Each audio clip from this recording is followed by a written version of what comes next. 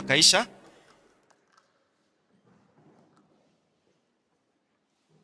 Basi ningetaka kwenda direct to the word, na sitakaa sana, naamini Mungu atakuwa pamoja nasi. Basi nilikuwa nasema hivi ya kwamba wokovu, unajua kuna watu wengine, lakini si nyinyi, nasema kuna watu wengine wanaweza kufikiria wokovu si kitu ya maana, lakini wacha niwaambie kwamba wokovu ni kitu ya maana sana katika ya Mkristo. Nataka niwarudishie kwa sababu najua watu wengine wanaweza kusumbuka kwa sauti, lakini kwa wale ambao watakuwa wakisikia, nataka niwarudishe nyuma katika kitabu cha Yuda. Wale ambao walikuwa wakati nilikuwa nahubiri ya kwamba, unakumbuka nikisema self identity? Unakumbuka nikisema kwamba kujijua in the book of Jude, na nikasema kwamba if you can remember ya kwamba Jude alikuwa one of the brothers of Jesus. Unakumbuka hivyo? Then nikasema kwamba Jude alisema hivi in chapter 1, hiyo ni tuseme chapter 1, sababu tukisema ya kwamba Jude 1 wengine wanaanza kupotea. Na tunasema nini? Tukasema kwamba Jude akaanza na kusema kwamba yeye ni a servant, na nikasema a slave alikuwa mtu wa aina gani. Nataka niwaeleze hivi ya kwamba akasema mambo ya kujijua kwamba yeye ameitwa, if you can remember, yeye ameitwa, anapendwa na kulindwa. Akasema Mkristo ni vyema akaweze kujijua na kujielewa ili ukaweze kuishi kulingana na vile Mungu anavyopenda. Wacha niwaambie kwamba kitabu ya Jude ukilinganisha na kitabu cha Petero, utaona kwamba ni vitabu mbili, lakini wako na information, wanataka kuongea juu ya kitu kimoja. Petro au Peter anaongea juu ya nini? Anaongea juu ya the false prophets ambao watakaye kuja, wakae na watu wa Mungu, watakaa na wamama, watakaa na wazee, watakuwa kwa vikundi, watakuwa kwa makanisa, watakuwa kila mahali. Lakini let me tell you, Jude anasema kwamba sasa watu hao walikuwa watakuja ndani ya watu kudanganya, kupotosha, kuvunja watu moyo, kuelekeza watu njia ambayo haifai. Sasa wako ndani ya hao watu. Ukisoma katika mstari wa kwanza all the way mpaka mstari wa mwisho, utakuja kugundua ya kwamba sasa anaanza kuelekeza hao watu na kuonyesha vile walivyo na vile watakavyokuwa wamepotea na vile watakavyopotosha watu wengine. Lakini anasema kwamba in verses 20, sasa mahali ambako tuko anaelekeza na kusema kwamba nyinyi wa Kristo, nyinyi ambao kanisa, nyinyi ambao umeokoka, nyinyi ambao umekuwa kwa kanisa miaka mingi, nyinyi ambao umesoma Biblia kwa miaka mingi, nyinyi ambao umehudumiwa na wachungaji tofauti, anasema sasa nyinyi wa Kristo mnataka mkae namna gani wakati ambapo kuko na watu watakaye kuja wavunje moyo, wapotoshe, waonyeshe njia ambayo si mzuri. Sasa hapo ndio unaona kwamba, na hivyo ukisoma mstari wa 16 utaweza kuona watu hao tabia zao vile ziko. Hapo anasema kwamba basi ndugu zetu na dada zetu tufanye nini? Tujijenge. Semeni kujijenga. You see now, hata kwa Ukristo kuna mahali ambako neno la Mungu linasema kwamba basi tujijenge. Najua wakati mwingine unaweza kupotea, unaweza hata kutojua njia, lakini the moment ukijua kwamba unastahili kuishi namna gani, yaani ukijua njia, unaweza kuinuka, unaweza kuishi maisha mazuri, maisha ambayo yanapendeza Mungu. Hata maisha hayo unasikia kwamba kwa kweli wewe ni mtu wa Mungu. Basi Juda akasema mstari wa 20, anasema kwamba basi jijengeni katika imani, katika maombi, na nyingine katika upendo. Na nikipata nafasi niongee juu ya number 4, kujijenga katika hali ya kuhubiri. Number 1. Sasa Jude anasema kwamba basi watu tujijenge katika imani takatifu.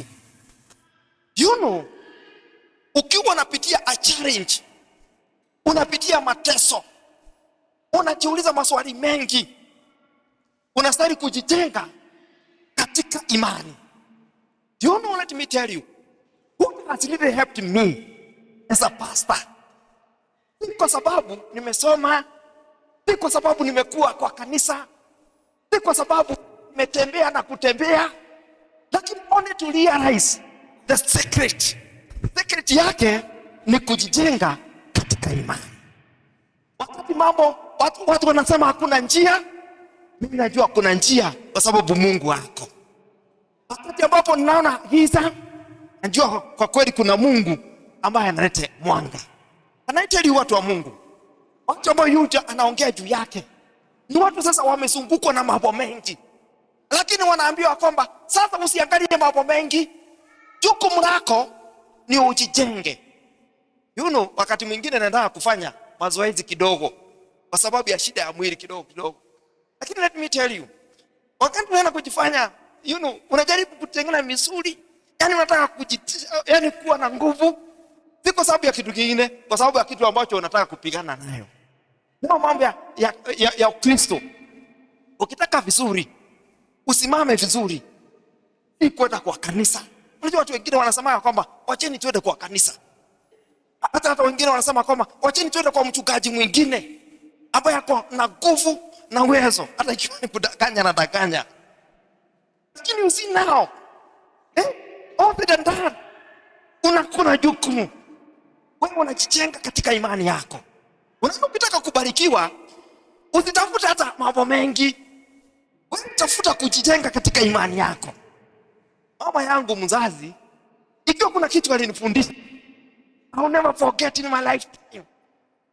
Ya kwamba alinijenga kuwa na imani. You know, ukifukuzwa shule, anasema kwamba inawezekana. Wakati ambapo shida imekuwa mingi, anasema kwamba kuna njia itapatikana. One day I still remember in my lifetime, we are doing a construction. Kulikuwa na nyumba tulikuwa tunajenga kwetu ya mawe. Na ikaenda more than 15 years inajengwa. I still remember hata kuna wakati ambao tulikuwa tunakosa simiti, mpaka tunaongeza mchanga. Yule mchanga, tunaongeza mchanga. Mpaka watu wanapita hapo wakituchekelea. Lakini mama yangu hakuangalia hiyo, akasema siku moja tutakuwa na nyumba ya mawe. Na at the end of the day ikapatikana.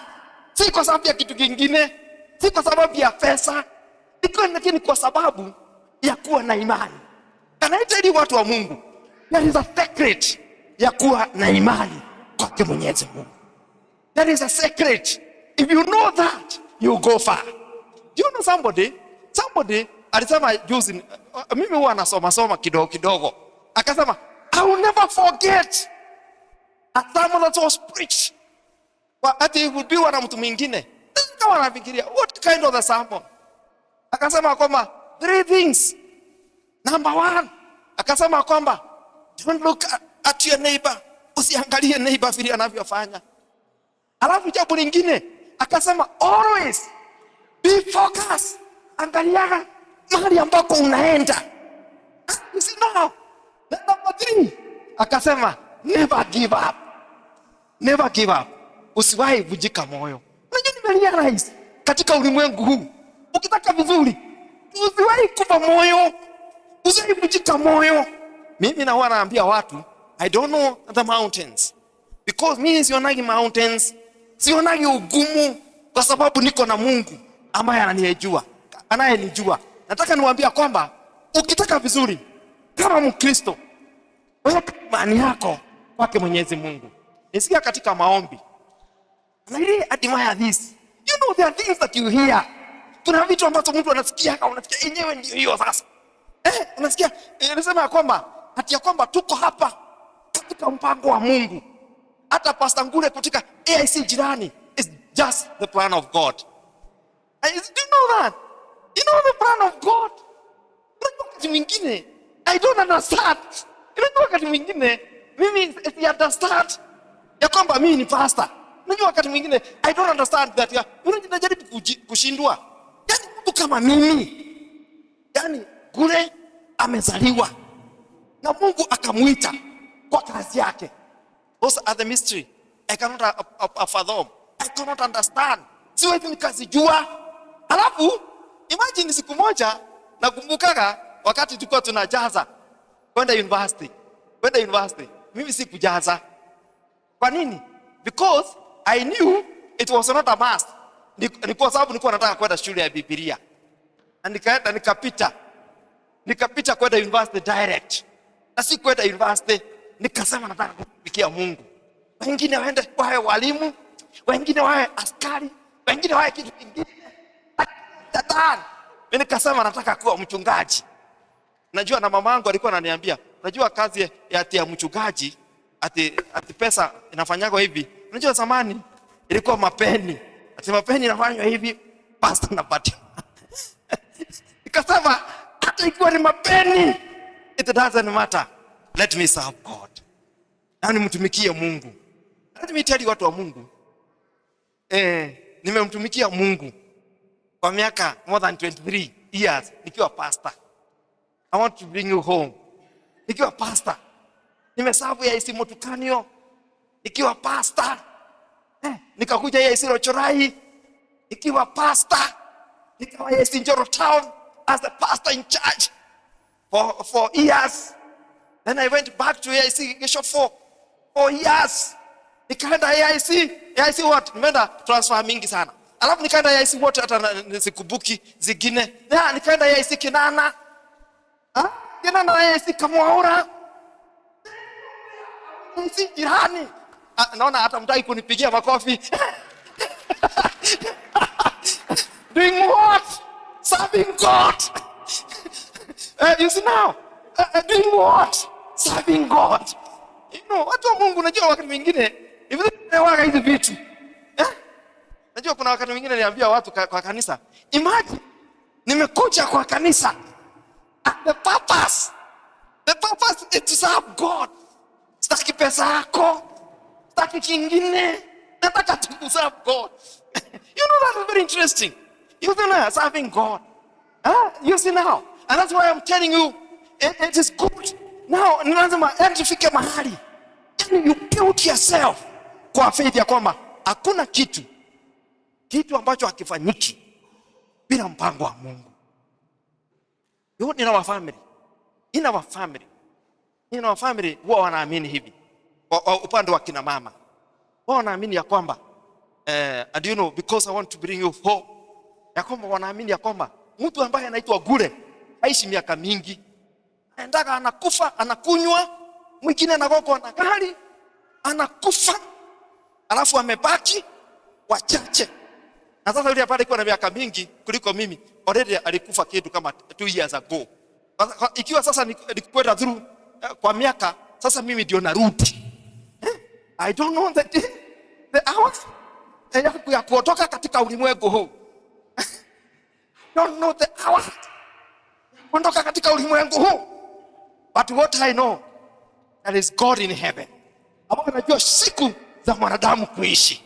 That's why, do you know na sasa?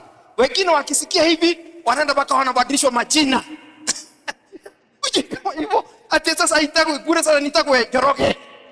Jina kwa watu wakufi. Au nitakwe jina lingine, nibadilishwe. Lakini look at this. You just build yourself in faith. Ya kwamba Mungu ananijua. Anajua kuja kwangu. Anajua kuondoka kwangu. After than that, unangojea Mungu kwa sababu you have built yourself in faith. Hapo kwa watu wa Mungu. Jambo lingine la tatu. Anasema nini? Jambo lingine la pili. You see now. Anasema kwamba hata kukiwa na challenges, build yourself in prayer. Anasema nini build yourself? Kwa maombi. Anasema kwamba tuombe kwa Roho Mtakatifu. And I tell you this. What he's saying biblically, sitaki kuleta mambo ya mengi. Nataka tuelezane hivi. Anasema kwamba uombe katika mpango wa Mungu. Roho wa Mungu anatusaidiaga. Tuombe, usinao. Tuombe kwa mpango wa Mungu. Can I tell you? Wakati tunaombaga tukaa katika mpango wa Mungu. Kwa sababu mpango wa Mungu ndio mzuri. Mpango yetu si mzuri. Inaanza kutufikisha mahali. Lakini mpango wa Mungu, you see now, mpango wa Mungu ndiye tunastahili kuomba. We fit in it. And I tell you this, watu wa Mungu, ukitaka vizuri kama Mkristo, ingia kwa vikundi vyote, ingia kwa kwaya, ingia kwa joy bringers. Nisikia joy bringers. Hiyo ingine ni gani? Si hata nyinyi mtakuwa mnanikumbusha. Hiyo ingine ni gani? Kwa Sunday school. Hiyo ingine ni gani? Youth. Hiyo ingine ni gani? Hiyo ingine na hiyo ingine. But don't forget to build yourself in faith and kwa maombi. Katika maombi. Ujijenge katika maombi. You know, watu wanashindwa katika safari hii, si kwa sababu hata hawana pastor, lakini hawajaijua kujijenga. Wajenge katika imani, awaende step nyingine, ujijenge katika maombi. Kumbukaka, mimi napendaga, hata ikiwa kwamba siwezi nikasema kwamba ati mimi ndio najua kuomba sana kuliko watu wengine wote. Watu wote I know. Omba na utapata. Inesi Kenana yesterday, Sunday, nilikuwa nahubiri juu ya maombi. Na let me tell you, sitasahau. Nikiwaeleza, you know, vile tunastahili kuomba na kuona miujiza ya Mungu. You know, mimi, there is a story that was said. I'll never forget. Mimi sitasahau. Hata kuna mama moja alikuwa anaomba. Unaweza kujenga kwa maombi, ni kitu ya maana sana. Anaomba, anaambia Mungu, ondoa mlima huu. Kulikuwa na mlima kubwa sana ilikuwa kwa shamba yake. Ondoa hii mlima yote, ipeleke kwingine. Anaomba kila siku. Ndio watu wakisikia akiomba, watu walikuwa wanaona kama ni mchezo anachezea Mungu. Kumbe mama amejijenga katika maombi. Akiamka, Yosina, Mungu saidia mlima utoke. Sima, ukaendelea kwa mahali pale. Anaamka anasema, Mungu naomba na mlima utoke. Lakini siku moja, you know, njia za Mungu ni njia za kipekee. Jua, njia zote za Mungu. Sasa Wachina wakitengeneza barabara, wakapitia hapo wakaona mlima. Wakakuja wakasema kwamba tuuzie hii mlima mawe, alafu tutakutengenezea hii shamba. Tutakumwagia mpaka mbolea. Tutakutengenezea hii shamba iwe flat. Baada ya kutoa mawe, akauza akapata pesa. Sasa ikatengenezwa, akawa na shamba mzuri. Akiendelea kuomba. Watu wa Mungu, kuomba si ujinga. There is no dustbin ya maombi. Mungu atasikia maombi yako. Atasikia maombi ya wewe mama ambao uko katika kanisa hili. Atasikia maombi yako hata ukiwa katika hali yako ya maisha. You know, let me tell you, watu wa Mungu, mimi nimekaa katika ulimwengu huu na nimekuwa mchungaji. Nimejua secret kuomba. Wakati mwingine mambo imekuwa magumu sana, lakini unajua wakati unaomba, you focus on God. Look at this, unaangalia Mungu. Na Mungu anakuongelesha kwa sababu ya maombi. Nataka niwaambie hivi, watu wa Mungu, sahau kila kitu. Umeshahubiriwa katika ulimwengu huu. Lakini kila siku ukiamka, unasema kwamba I want to build myself. Nataka kujijenga katika imani. That's number 3.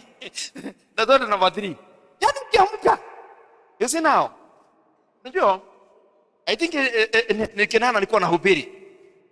Nikasema nilikuwa nahubiria, nikaanza na introduction. Nikasema kwamba siku moja chura walikuwa wengi sana. The frog, inaitwa hii chura. Si mnajua chura ni wengi sana wakati wa mvua. Sasa walikuwa wengi sana.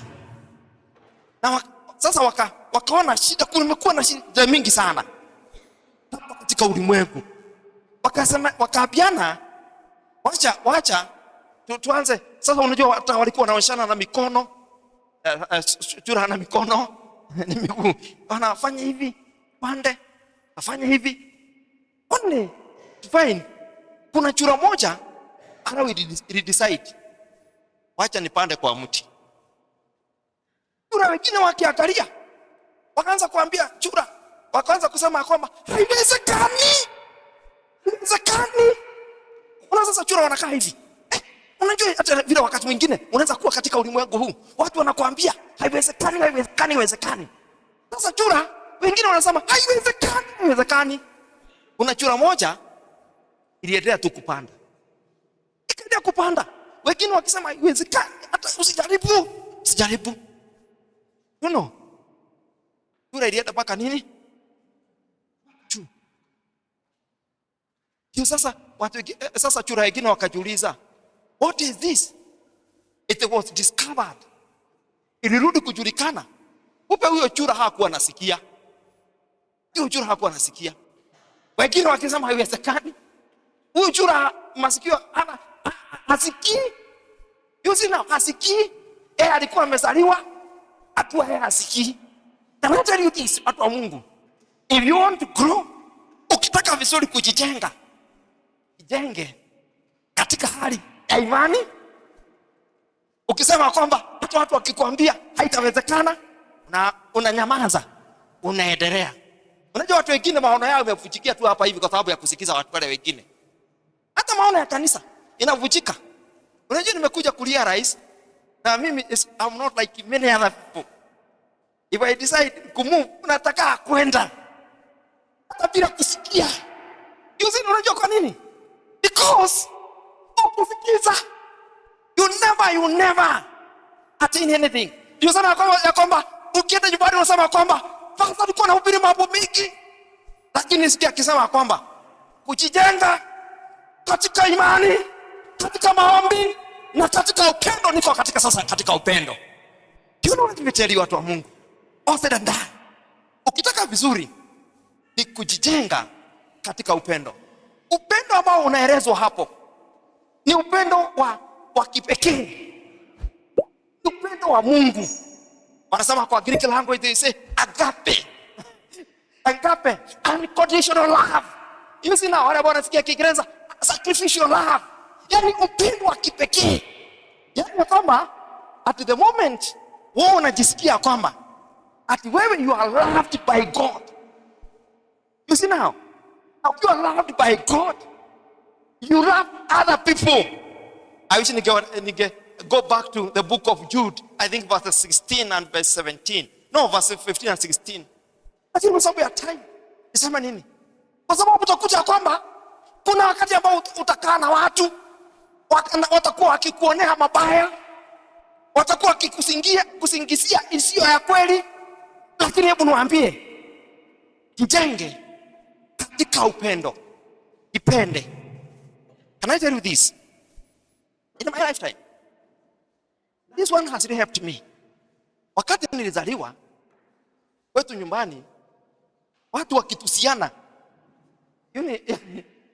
ukwetu, unajua kulikuwa na watu, walikuwa maybe handsome, yani wanasema ati watu ambao ni walembo, watu ambao wanaonekana, na kwa sababu mimi nilikuwa mweusi, maybe zaidi kuliko vile niko. Sasa kwa sababu ya paka watu wakitusiana, mimi nilikuwa natusiwa pamoja na wao. Mweusi kama mkaa.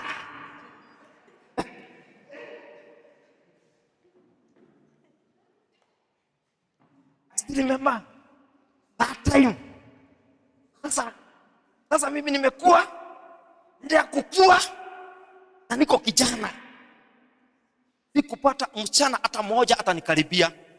Kwa hivyo sasa nilikuwa nasema, ukiona wanikaribii ni kwa sababu ya kuwa mweusi. Na sasa sina bahati. Katika ulimwengu huu umenigomea. Ulimwengu umeharibika. Kwa sababu sasa wakitusiana niko huko. Tunataka watu wa Mungu. Siku ile ambao niliokoka, nikajua kwamba I'm fearfully and wonderfully created by God. Nikajua kwamba kumbe mimi ni mtu wa maana hivyo, hata nikiwa mweusi. Alafu sitawaambia siku ingine kitu ingine. Kitu ingine. You see now. Nikajua kwamba mimi I need to love myself. Nikajipenda. It doesn't matter whether people loves me or not, what I know, I love a person by the name Ngure. Huyo mtu nampenda sana. No, hata wakati mwingine nasema kwamba katika ulimwengu huu ugemiss somebody anaitwa Ngure. Yaani ukikuwa sikuwa created. Sikuwa created. Ingemiss mtu kama mimi. Even because I've decided that I'm a special person, I'm a good person. Mimi hata nikifanya kazi zangu nasikia kwamba kweli mimi ni mtu wa maana. Can I tell you this? The Bible says clearly ya kwamba tujijenge katika nini? Naona kama hata mjashika. Na mjajishika. Mjijenge katika imani, halafu katika maombi, halafu katika upendo. Are you together? Kwa sababu nyinyi ni watu wazuri, si niwaongeza ingine moja. Ile nyumba isianguke. Unajua sasa niwalete nimelete vikingi 3. Nete jambo lingine. I think verse 2. Look at this. Na kwa sababu ikusomwa naweza kuwasomea kwa haraka haraka. Simwenda hapo kwa haraka haraka. Unajua isone in AIC. Pastor apigwa makofi akihubiri mzuri. Okay. Okay. Maybe moto.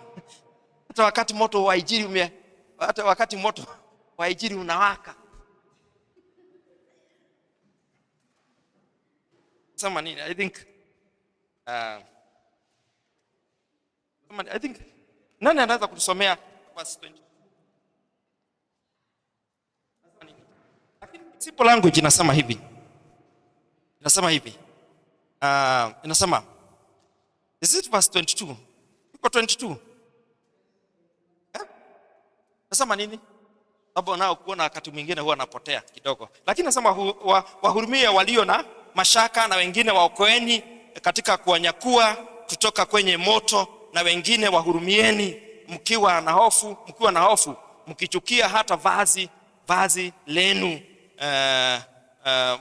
vazi lenye mawaa na kutiwa unajisi na mwili.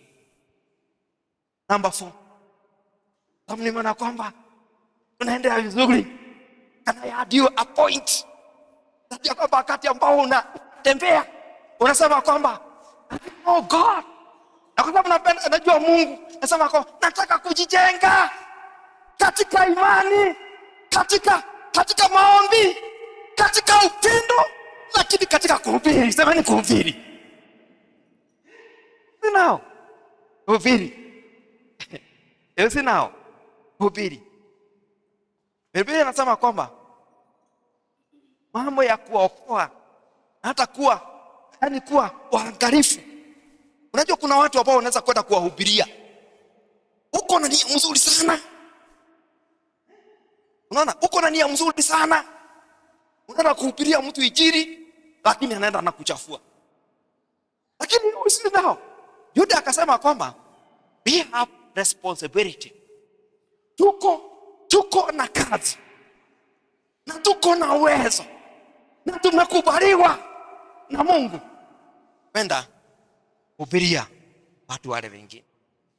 Jenge na kuhubiri, anza mwisho, katika upendo na katika nini? Na ukiishi maisha hayo utakuwa mzuri zaidi. Mimi ni mhubiri. Na hii Biblia nimesoma mara nyingi sana. Na kitabu ya Jude hata siwezi nikahesabu nimesoma mara ngapi.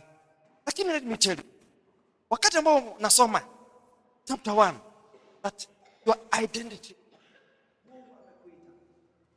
Mungu anakupenda na Mungu anakulinda. Then from verses 3 all the way to verses 16 inaanza kusema bila watu watakavyokuja wakiingia ndani ya watu wana mawazo.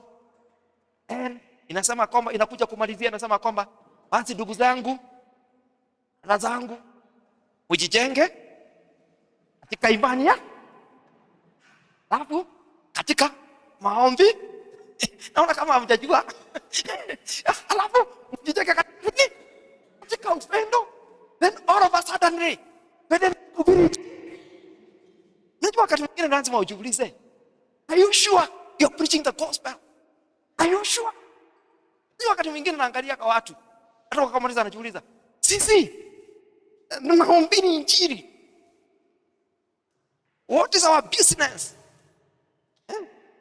Najua nikiwa huko AIC Kamwaura, mimi nilikuwa naambia watu ya kwamba we have a responsibility of preaching the gospel. Let me tell you, God knows ya kwamba vile nilijitoa mpaka to bring people all the way from Nairobi, a group, tunahubiri door to door, tunafanya crusades, naenda naweka speaker zangu na kila kitu, nahubiri injili na tunakuwa na mikutano ya usiku, tunaleta wachungaji wanakaa na sisi intern pastors, but all said and done, tunaenda kuhubiri injili because our responsibility as a church is not to build the building, not to do what, lakini our responsibility ni kufanya nini? Kuhubiri the gospel. Ukihubiri the gospel, building inapatikana kwa urahisi, vyombo zinapatikana kwa urahisi, kila kitu kinapatikana kwa urahisi. Watu wa Mungu, nataka niwaambie hivi, jijenge. Kuna security nyingine.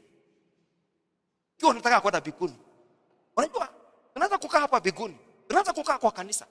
Unajua wakati mwingine take what we call stock taking. Stock taking, wakati mwingine unajiuliza, are you sure you are going to heaven?